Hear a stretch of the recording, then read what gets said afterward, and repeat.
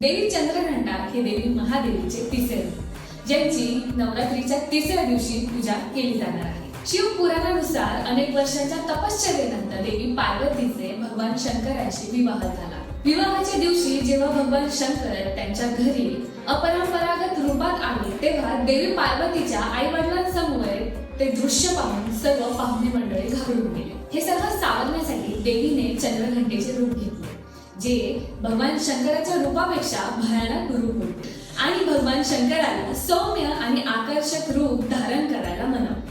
त्यांच्या कपाळावर घंटेच्या आकाराचा अर्धचंद्र आहे, त्यामुळे त्यांना चंद्रघंटेच्या नावाने संबोधले जाते. त्या रूपात त्या अत्यंत शांत आणि सौम्य दिसतात, पण युद्धात त्या क्रूर स्वरूपात असतात. त्या सिंहावर विराजमान असून त्यांचे कपाळ नेहमीच सज्जतेचे आणि निर्भयतेचे प्रतीक म्हणून चमकत असते. देवीच्या हातात कमळ, तलवार, गदा, त्रिशूल आणि बाण यांसारखी शस्त्रे असतात. साधकांनी त्यांच्या आयुष्यात देवी चंद्रघंटेची साधना केल्यास त्यांना त्यांच्या आयुष्यात शौर्य, धैर्य आणि सामर्थ्य प्राप्त होते.